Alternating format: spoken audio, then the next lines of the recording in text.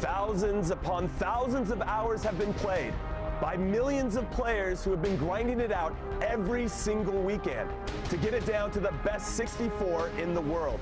And this final event in Berlin is their last chance to qualify for the FIFA E-World Cup.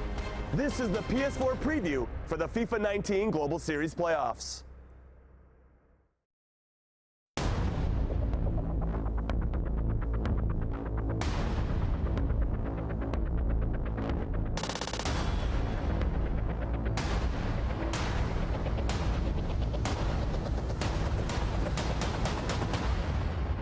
Just like that, blink and you'll miss it. He's done it again. Absolutely perfection. And a fantastic finish once again. Make it two, Eusebio! And Zizinho! It's in!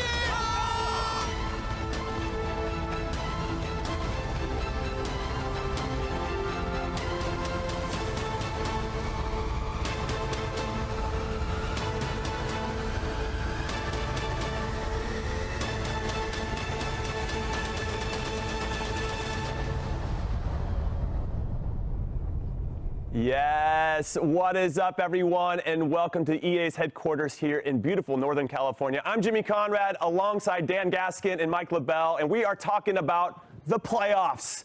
The playoffs, everything is at stake in this competition. We finally got here. We've been talking about it for months. Dan, how are you feeling? I'm feeling pretty good about the PlayStation side. I was wondering how they were going to do this season, how the PlayStation players were going to fare. Of course, they haven't won a FUT Champions Cup. No players won that this season. But in the LQEs, we've seen the PlayStation players really turn up. I mean, Nikolas has dominated. Stefano Pino has played really well. Maestro has shown what he's made of. There are some incredible FIFA players on the PlayStation side, I think. Okay, Dan, he seems pretty excited. Excuse me, Mike, how about you? Yeah, I've got the same type of energy. I'm looking forward to this tournament. I feel like there's a lot that can be proven in the playoffs. And then there's also the interchange. I feel like it's possible on the PlayStation end that a lot of guys make these really deep runs to kind of shift the global series placement towards the end of the year, trying to qualify for that FIFA E-World Cup. Well, that's why we're here. We're going to break down everything for you guys ahead of this tournament. Let's talk about the format itself, Dan. Walk us through what we're about to see. Relatively similar to what we've seen throughout the season. However, we've got the top 64 players in the world going to be going up against one another. Of course, 60 players who are in the top 60 from the Global Series rankings, as well as 4 FIFA Online 4 competitors are going to be here as well. 7 rounds of Swiss, but we're going to have first versus 64th. So you're going to have the top 4 players in the world going up against those 4 Chinese players from FIFA Online, which is going to be crazy. And then the top 32 from the Swiss will go into single elimination, Jimmy. And as a reminder, it's not a case with playoffs where the top 16 will just automatically go to the E-World Cup. It's top 16 in Global Series ranking points after they've been accumulated from this tournament. And that is a very important distinction. So let's talk about points, Mike. There's a lot at stake here, more so than any other tournament we've had thus far. And it needs to be that way. I'm just painting a picture here. It has to be like that because the playoffs, it's the big shebang before, of course, the FIFA E-World Cup. And just to reiterate on what Dan was saying, remember, at the end of this competition, it's all about how many Global Series points you've accumulated and where your final placement. First place, 1,800. Second place, 1080, third, fourth, 720, fifth through eighth, 540, and so forth and so on. But you've got to rally these points to make that run, get yourself into the final 16, and you'll be in the grand finals. Okay, let's take a look now at the top 10 players that have these points, who maybe are already in to the FIFA E-World Cup, but probably want to still have a good performance to get into and to solidify their stance. It's not easy to work out the mathematics, but I think that most of the pro players know what they need and what they have to achieve to get to the E-World Cup, and I'm fairly certain the top 10 are pretty much there or thereabouts. Maybe we cut off at Tuga, but Rastarata should be all right as well. But these 10 players are going to want to have momentum going into the E-World Cup, so they're not going to want just an average tournament. They're still going to want to get to top 4, to the final, etc. And seedings as well. Exactly. There might be some players you want to avoid, like Nikolas and Maestro and Pina. And then here are the players 11 through 30. These guys are on the bubble, Mike. It can go either way for them at this point. Man, can you mix it up? And so many household names. You got to think a lot of these guys aren't going to be there, and a few are going to be sliding in. You see Dulsta, of course, Marcuso. I mean, you can name player on player. We talked about August a little bit. Webb, who made a run last year. Gravison, Shells, Sion. These are all guys that we see at tournaments time and time again, and that's the reason that they're in the top 30. So it's really anyone's game. You would think the top 10 is solidified if you're over 3,000 points. You got to feel pretty good about it. You have to feel pretty good. So that's the top 9 on the PlayStation end, or 3,000 plus. You got to think like they're going to be in the top 16. So that means that there's 6 spots there's a lot up of for grab, wiggle room. 7 spots up for grab. A lot of wiggle room. So Dan, we're going to start with you. Who's your player to watch? My player to watch is going to have to be Footwiz Marco. He is the benchmark. He's 16th in the Global Series rankings. He's had a phenomenal season, really, if you think about it. He's dominated the Australian scene. You can see he won E-League Australia. He's had 6 top 12 finishes in 2019 as well, with the Foot Champions Cups and with LQEs. He has been a household name throughout this season. Whilst he may have wanted to get higher placements, he might have wanted to get to that top 8, that top 4, the fact that he's been securing points after points every single event is what puts him in this position, this top 16 position. And now everyone's going to be watching him. They're going to be wanting him to get top 64 so he only gets those 200 Global Series ranking points. But what I love about Marco's game is he's very resilient. If he is going up against a player and he goes 1 goal down, maybe 2 goals down, he's not going to quickly change his game plan. He is going to carry on playing how he wants to play FIFA. He plays a very smooth game of FIFA, and he's enjoyable to watch. So that's why he's my pick to have a good tournament here. Do you think he got to 16th because he's carried that mentality up until this point? I think his mentality is one of the strongest. I mean, when he goes down or if he concedes a goal he might feel like he shouldn't have conceded, he's able to keep very calm. And I think it's so much of a mental game in FIFA 19 that you need players like that who have a level head, and that's exactly what he has. Okay, we've heard from Dan. Now, Mike, it's your turn. And I'm actually not looking at a household name whatsoever. We're looking at the Italian, coming in at 35th, Dagnolf, who is a newcomer this year, and he's been making a lot of noise in the last couple of months. Basically, his entire competitive season has been the last 2 months. He's kind of the unexpected story, and he's making a case for being the best Italian in FIFA 19. Still maybe a little bit debatable. We saw him compete in Manchester, and that was our introduction to Dagnolf, scoring goals, looking confident. Then he went to Atlanta, won the entire event. Because at that point, we're saying, I don't think he can make the top 60, maybe even next year for you. And then he wins an event, looked good in Bucharest as well. Is there anyone that's building more momentum? Maybe you could say NYC Chris, but coming into this tournament, I don't know if there's somebody hotter than Dagnolf. And I just love the idea of someone coming in, brand new to the scene, gets in late, and then he's not only making the playoffs, but potentially making the FIFA E World Cup. Now, being a pro yourself, talk to me a little bit about momentum and confidence going into a big tournament. Well, we talked about how Dan was saying your mental stability and composure is so important. The same goes with building confidence, and momentum, they parallel perfectly. Whether that's good results online, good results in tournament, maybe people playing a little more feared or hesitant against you. We've seen that in the past with someone like maybe going up against an August Rosemeyer or someone who's very established in the community, where his opponent will overthink.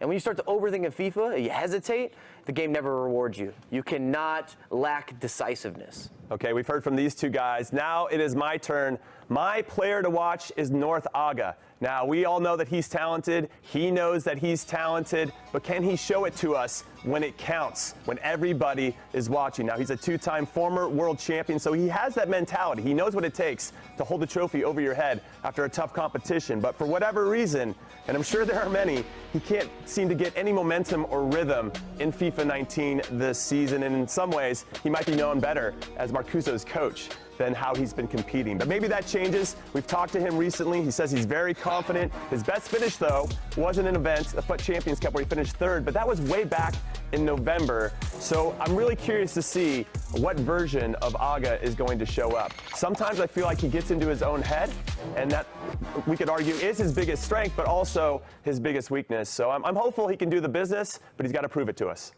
Okay, guys, so we've talking about the specific players. Let's talk about a collection of players. And one country in particular, it's Spain, España. They've got a lot of talented guys, but none of them are in the top 16.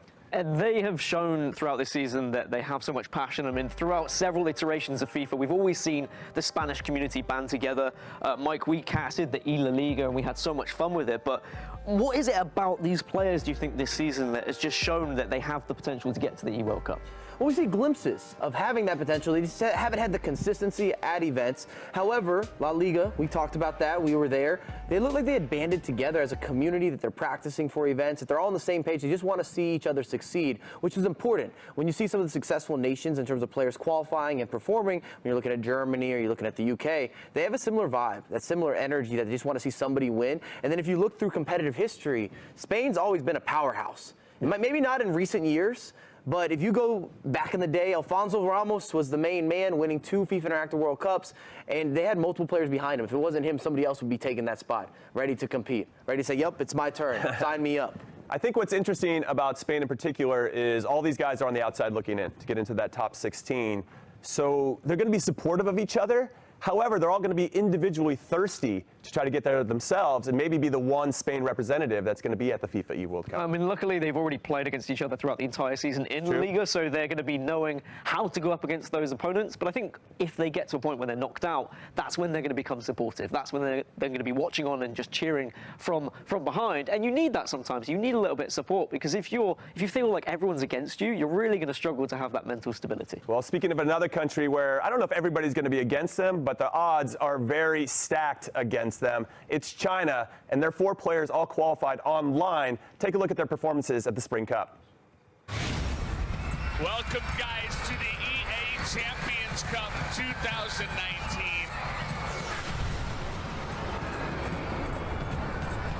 I can't wait to get into it. We're going to be crowning a champion for some FIFA Online.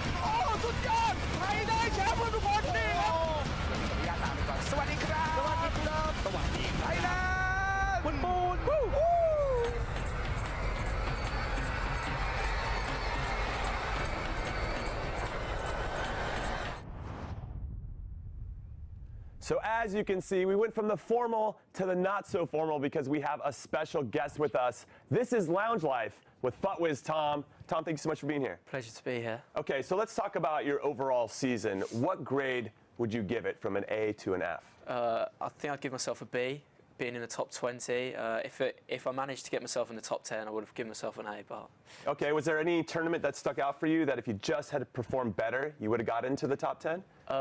E-Champions League was big for me because I was one spot away from going into top 8 and getting to Madrid, so that tournament still haunts me to this day. But yeah, it was that and the E-Nations. I felt I could have done better there as well. So. Okay, and then in terms of performance, have you changed your style at all throughout the course of the season? Yeah, I used to go a lot more narrow and just try and blitz people, try and run through and score as many goals as I can as quickly as possible. But now I've learned to be a bit more patient in my build-up and defend first. Like, defending is the priority now, and then go up the other end and see if I can get a goal. Well, as a former defender, I really appreciate that mentality. Was there anything else that you learned throughout the season? I mean, you obviously partnered with Tex at the E-Nations. You did look like you changed as a player since then. Did he give you any tips and tricks? Yeah, I started to play well using my own tactics. Qualified for the E-Nations, the England qualifier, and the E-Champions League. Then when I met up with Tex, we went to the HQ for a week, and I learned a lot of things on how to play in a different style of play, like using the wings a lot more, when to use skill moves, when to just keep it simple. And yeah, he's taught me a lot, I'll be honest. I mean, he's taught me a lot as well. He taught me to butter with a spoon rather than a knife. He actually taught me that. Very intelligent young man. We're going to bring up the top 10 leaderboard for PS4 as well for you to look at. Yeah. Is there any players that you're looking at in this top 10 that you're like, I really don't want to be going against them? Chris, I played in Bucharest, which is a big one where I was like, oh, yeah, that was really hard, you know. I wouldn't want to play him in playoffs, but for me, the main person I'd want to avoid is definitely Nikolas. And how many times have you faced Nikolas? I can only remember once this season you've gone up against him. Yeah, FIFA 18 played him once, FIFA 19 we drew at E-Nations, but it was definitely one of the toughest games I played this year. Yeah, I remember everyone was putting pressure on you during the E-Nations because obviously Tex was the big dog. You were coming in as the one who needed the points for the Global Series rankings. You got the job done against Nikolas, and then Tex went on and lost his game versus Iago. I mean, I'm not going to call Tex out, but he let the whole of England down and let you down as well, Tom. But no, you've really gone from strength to strength this season. I'm excited to see what you do next. Yeah, I'm hoping I can deliver at the playoffs. No, not only Nikolas, but one of your teammates, if it was Marco, is in 16th place. Yeah. How weird is it to have to try to beat him to get into the top 16? Yeah, it's really strange because at events we're normally like sitting next to each other as well, and we're always talking to each other between games and telling each other like, come on, we can do this. But now it's going to be weird that, especially if we match up, it's going to be a really strange experience because Marco's a good friend of mine. Yeah, well, that's one of the challenges that you have to face, as well as Nikolas. And we throw it over now to Mike LaBelle, who's going to break down Nikolas's game even more. Check it out. Today, we're taking a closer look at the PlayStation's #1 overall player, Nikolas, and what makes him special. Why does he stand out? How is he so consistent? And it starts with defense, and I'm going to use the age-old saying, defense wins championships. But in Nikolas's case, he's so good at transitioning solid defense to amazing offense, efficient offense, and that's what you're seeing here. He started off this clip where he was on the defensive end. He forced the turnover, and now he's in that bread and butter zone, and he's on the prowl. He's looking to score goals, and he's going to be feeding Cristiano Ronaldo. R9 to Cristiano, not a bad partnership. I would have loved to see that in real life. I wouldn't be mad about that at all. And something else that makes Nikolas special is that after he's able to feed his attacking players, he does have a nice bit of creativity. He can mix it up a little bit. And he's a master of intangibles and all the simplicities within FIFA. So then when he does introduce a skill move, a drag back, some quick passing, it catches you by surprise. You see the drag back, low driven, near post. He's always going to be clinical. That's been Nikolas. Okay, as you guys can see, it is time for the console challenge. And this is my favorite part of the show, not only because Dan Gaskin is pretty good at the game, but he gets a challenge of pro, so I think all the pressure is on you, Tom, to make this happen. Now, here are the rules. There are no rules. Also, I'm going to ask you guys trivia questions based on the clubs that you support. So I'm going to test how much of a true fan you are. You support Spurs, Tom, and you support the Gunners, the Arsenal, Dan. All right? So you're going to play one half. It's a 6-minute half. If you don't get one of these questions right, you have to put your controller down for 5 in-game minutes. How many questions are there? There are 3 questions each. Okay, so 15 minutes I'm putting it down for then. Okay, that's what's going to happen. It's possible. Okay. All right, so no rules and some trivia. Best of luck to you both. All right, let's get this started, Tom. Let's get it going. But when are you going to ask the questions? You know, that's the up to real me, question, Dan. Jimmy. I'm in charge of this. I'm in charge. So we're playing no rules FIFA, so it means that fouls are all okay, offsides are fine. So basically, as soon as Tom gets the ball, right? I'm a big fan of 2-footers. Tom, that's disgusting. I can't believe you've done that. Anything goes. You are a disgrace to Tottenham and Footwiz. Anything goes. Yeah, just to warn you though, I did score against Ryan yesterday. So Yeah, I saw. It was a banger as well. it went down in history. Maybe just my personal history, as I will relive that moment for times to come. All right. First question is coming up for you, Dan. Oh no. I'm going easy to hard, okay? Or at least that's how I see it in my head. Who has scored the most goals in Arsenal history? Wow. Okay, I'm going to go Thierry Henry. You're right. Yes. Very good. Very good. I would have been really disappointed in you as a fan if you got that. Okay, Tom, your turn. Yep. How many times have Spurs won the top flight of English football? That's a good question. I'm going to go for 3. I might be wrong though. You are wrong, sir. You need to put that controller down for 5 minutes. I got it right here. Now? Go on then. Yeah, you're down. Put it down. You can talk trash to Dan while he's doing it. I mean, how many times have Spurs won? Is They've it won it 0? twice. 1950 and 1961. Ooh. Come on, you can't even score. I can't even score. Come on. Oh my, what is happening here? There it is. We'll take it. There we will take those. Twice they've won top English football. Top flight. Almost, Tom. I see you getting itchy right now. When was that? 1874. Was that when they last won? I don't know. When 61. 61. Yeah. Wow, that is a long time ago. It is a long time Were you ago. alive then? That hurts. Wait, I can't believe you said that out loud. Good to play. I don't know if we're friends anymore. I mean, Dan. is he allowed to kick off? Yeah, you can kick off. You can just kick off. That's All it. You got what? 2 more minutes? 2 more minutes. Okay. 2 more in-game minutes. I need at least. You have to score at least one more. Come on. I need it. I can't even get the ball back. Yeah, that's true. You know what? After he scores, you can just pick it up. Let's just do it. Yeah. It's like a power play in NHL. Let's do it like that. I'm That back. seems fair. That seems fair. No, I'm Great not sure it challenge. does seem fair. No, it does. They weren't the rules earlier. Well, I just added it in. I'm in charge, Dan. We went over this. Okay. No, Tom, Okay, here we go. Oh, wait, I Can can Tom hack find him his now, way can't I? back I into was this gonna say, game? you can hack me whenever you want, yeah. Yeah, I just remembered. Remember, we're only playing one half, so the stakes are very high here. No. No. Look at Tom. Ooh, Oh, that's actually a great challenge. I like the no rules. Don't have time for that. No Kinda how I offside. see my life. Oh yeah, no offside either. Yeah, no offside, no cards. And I can keep the ball. Oh, you just jinxed yourself. Here we go. Harry Kane. He still goes with the slick black hair. I don't know why he does it, but he does it anyway. Here we go. I just want to get some really That's true. dirty challenges. That's very true. I'm just I trying can't to make avoid up it. I'm rules just as trying to I avoid go. it. I'm just trying to avoid it. How many questions have we got left? We got 2 questions each. I'm going to go right now. Back to you, Dan. Are you ready for this? Yep. Which club did Arsenal legend Tony Adams come from before he signed with the Gunners? Ooh, I actually don't know this, but I'm going to go for a wild one. I'm going to go for Coventry. Actually, he was a youth academy. He came up in the Arsenal system. He came. So that's a trick question. It is a trick question, Great, and you thanks. failed it. Brilliant. Well, I scored. Sucks so, to be you, Dan. So now I can sit back comfortable. Right, okay. So you until what, 28th minute, right? That's right. All I've got to do is run through 28-50. the score, okay. Yes. We can watch this replay though, just to enjoy it, because it's beautiful. That's top Arsenal football. That is. Get it into the box and just slot it bottom left-hand corner. Does that mean Tom gets a trick question now? by the He way? will. Okay. He will. Just checking. We want to take advantage of you, Get myself Dan. in. I trust in Leno and goal. To be fair. Look at this. Nah, no Look. way, there's no Beautiful way. defending. Tom, Hold I him have some off. I can't questions. get the ball for him. I cannot get the ball for him. There you go. There we go. That's the pass that actually I see from Arsenal. Oh, Yeah, what there a we go. finish. There we go. You're back in. Grab the controller, Dan. Whatever. Whatever. 2-1. Okay. Question now for you, Tom. And since you missed the first one, I'm a little nervous about the second one for you. So, Who is Tottenham's longest-serving manager in the history of the club? And Tim Sherwood is not the right answer. Tim Sherwood's not the right answer. I think he only lasted 28 games. I'll say Bill Nicholson. That is correct. Oh, big Well play. played, Tom. Well played. Well done. One question left for you guys, and that'll be coming in a few short minutes. In the meantime, wow. Okay, that is like- Let's go. I mean, I think that was. You actually should have to buy him dinner after a tackle like that. Ref wouldn't have given it anyway. Wow. That's a ball. There we go. I'm just waiting for you to get a question wrong and score again. Right?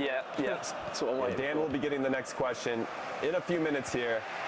I thought you were going to say, yeah, Dan will be getting the next question wrong. Well, you would. That's for sure. This is the hardest one well- that I could find, or I thought was pretty hard. I don't know where I got Coventry from either, but. No, you just pulled it out. Fun fact, You I just used pulled to it out. play against Tony Adams' son in football. Yeah? Impressive. I didn't think your legs were big enough to play football. Wow, okay, all right. Brilliant, thank you. No, that's why I choose to play FIFA instead. All right, here we go. Christian Eriksen, top of the box. Working his There we magic. go. And we got it. Oh, what a goal. Dig it out of your nets. What a goal. Oh, Dan. How's that taste? Sour. It does. Tastes a little sour. All right, Dan, guess what? Question time for you. No, you can't do that. I can't. It's no rules. okay, I can yeah. do whatever the hell I want. Yeah, all right. Okay, here we go. Who has the most red cards in Arsenal history? Patrick Vieira. Oh, he got it right. No way. I can't No believe way. that. I was waiting for you What to get it pocket did wrong. you pull that out of? He must have saw this before. there's He no- saw me writing that down. Let's think about it. Let's think about Well, it. you could, Arsenal you players. could Tony Adams. You Yeah. could have gone Martin Keown. Patrick Vieira Ray Parler. was a dirty player. He was a great player, but he was a very dirty player. A lot of red cards. Wow. Don't Next time I see question my Patrick Vieira, I'm knowledge. going to say that you called him dirty. And he'll appreciate it because he's that kind of player. I always feel like Roy Keane is like Roy the Keane's up epitome there. of a dirty Yeah. player. Well, the Roy Keane-Patrick Vieira rivalry was It was next level. one of the best. God, I thought that was going to be a hard one for you. It was up there Okay, with... Tom. What year was Tottenham founded? 1882. Oh, my, yes! Come on. Here it is, all to play for then, 2-2. 2 to 3 minutes, right. Congratulations, you got 2 out of 3. No, Oh no, he went in. He's going straight through. Oh no! Oh no! Did he do it? He did it! Dan Gaskin stealing this at the death of the first half. Unbelievable, the scenes. I'll give you credit. That's a nice finish. Thank you. It's a nice finish. Well, I give it to Aubameyang, to be honest. It was a Wow. Unbelievable. You know, in real life, he's not doing that. He's never doing that. This is true. Do you know what's also fun, Jimmy, is me and Tom played football against each other at your pickup game, and I almost broke Tom's hand. Nearly. That's right. Just before the Champions League. Just before the Champions League playoffs, Tom tackled me and he fell on his hand. I fell over, and I was really worried about it. All right, Tom, you can get an equaliser here. I believe in you. Please don't. I mean, 2 minutes out of does this time. hurt your confidence at all, Tom, losing to Dan Gaskin? It's a bit of a downer, yeah. It is, I would say. I think what we've I don't know learned if this is here- the confidence builder you need heading into a big tournament. We've learned that FIFA commentators are actually okay. Wow. Yeah, give you credit. A firm handshake. Well played. Dan. Dan, Good game. Good continue game. to surprise me. You're welcome, Jimmy. I'm glad I can surprise you. Okay, and then Tom, thank you so much for your time. Cheers. What's next? How do you train for this upcoming tournament? First, I need to get over this loss, you know. Yeah. And then get back I think a into warm it. hug is in store for you. Get back into it, play a lot of practice games, watch my games over as well, and then make sure I'm ready to go come playoff time. Yeah. Well, again, we appreciate your time. And now we're going to toss it over to Mike LaBelle, who's got some new items he's going to break down for us. Mike?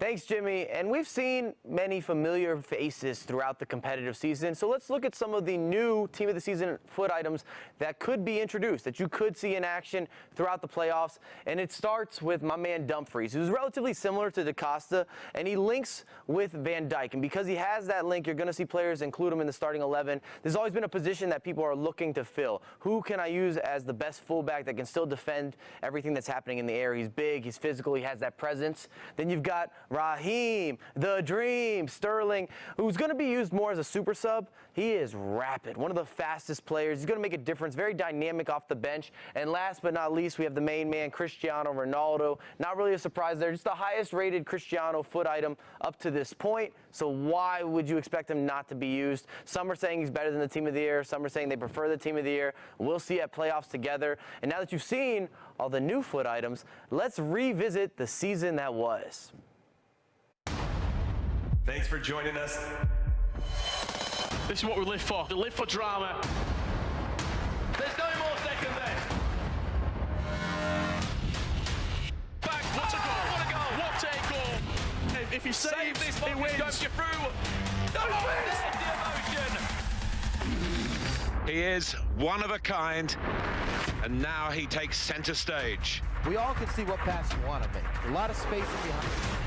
Broadcasting live across Twitter, YouTube, Twitch, and Facebook. Welcome, everyone. The question remains, Who is next? Debut in Barcelona, the Swiss format has proved itself a very cruel mistress. There we have it. Another giant killer, I'm going to call it right there. He stood as one and applauded what is one of the finest talents we've ever seen. It's an amazing achievement.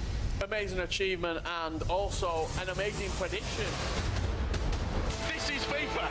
Oh, wow. You cannot write FIFA esports like that. Let's go.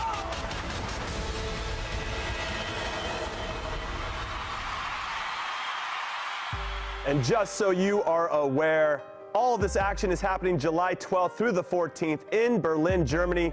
You can watch it live on twitch.tv/EA Sports FIFA. We are going to be there. Twitch drops are going to be there, and all of these talented players are going to be there competing for this incredible prize and to get into the top 16 for the FIFA E World Cup. Now, Dan, let's talk a little bit about the sleepers, the dark horses of this tournament, because I don't know if these are names we've mentioned so far. Yeah, I try and look at players who are outside of the top 16, players who are within that top 30, maybe top 40. So the two players that I want to look at first is going to be Yago and is going to be Timox, because Yago and Timox are two players that you should have heard of this season. If not this season, you should have heard them in previous seasons. But let's start with Yago, 31st at the moment in the Global Series rankings, the Argentinian who has demonstrated such incredible passion for FIFA 19 this season. I remember watching him at December Foot Champions Cup in London when he was almost in tears because he was enjoying how well he was playing. He didn't quite believe that he was getting to the stages that he was able to get to, and he's shown that he can go up against the biggest players in FIFA 19. At the E-Nations Cup, when he represented Argentina, he took down Tex. He wasn't even playing on his familiar console, and he was still able to beat Tex. And if that doesn't say that someone can turn up to playoffs and do well, then I don't know what does. On the other side, we have Timox. And now Timox is a player who you might be familiar with, if not in this season, at least in FIFA 17, because he showed up in FIFA 17. He came second in the FIFA Interactive World Cup on the PlayStation side, and we thought FIFA 19 was going to be his year. He's going to show up because FIFA 17 and FIFA 19 had some comparisons we made right at the beginning, and to be fair to him, Paris Games Week, he came top 4. He said, yep, we're going to be able to see Timox this season, he's going to be performing well, maybe he's going to go back to the heights he once was. But then he started to struggle. He came top 24 at March, he came top 8 in April, but he was still able to secure enough Global Series ranking points to get to playoffs, and I think he is definitely a player we need to watch out for, Jimmy. So I'm a little disappointed you didn't name yourself, because after that performance against Tom, I know people in the chat are saying you should sign for FUTWIZ now. I mean, that's what they're saying. There's a decision to make. Hashtag or FUTWIZ. I'm here. I'm available. Sign me up next season. I'm sure I'll make playoffs. That was a tidy finish to win that game, by the way. It was. My smile was as big as Mo Alba's, so I think that's very important. You've got to be as happy as that man. Awesome. And well, that's the reason. We've got to get excited. We've got to get hyped. You've got to. I love getting hyped. And do you know who else loves getting hyped? Mike LaBelle loves getting hyped, and he did a little something special for you guys. So let's take a look at that one. Gotta be a goal. Flashes in past the keeper. Messi! What a header! What is this game delivering us? Millions of players attempt to get here, but only the elite are in the playoffs. This might be a chance, and it is a chance! The superstars have risen to the occasion. He's done it! F2 Tex, He's done it again! MS Desari. Will we find out who's the real GOAT? We can't sleep on the likes of Nikolas, Stefano Pina, Jackson, all tournament winners. The Continental Cup. Champions League winner. Months and months of the grind, competition after competition. And now it's time for the playoffs. You're not gonna want to miss this. Mike, he just picks apart his opponents. Think you know FIFA? Think again. All right, there you go. Another look here at when everything is going down, July 12th to the 14th in Berlin. It's the playoffs for PS4. Now, guys, we have some big matchups I think we need to talk about. 1 through 64, obviously the Chinese players, the online competitors are going against the top 4 players. Good luck with that, fellas. But any other matchups that stand out for you, Dan? There was one matchup in particular I want to look at. It's Gravison versus JRA Lion. I mean, 2 Spanish players. We spoke about the Spanish community earlier and how kind of closely knitted they are. Well, these are 2 players who have faced each other throughout the season, throughout different iterations of FIFA as well, and E Liga.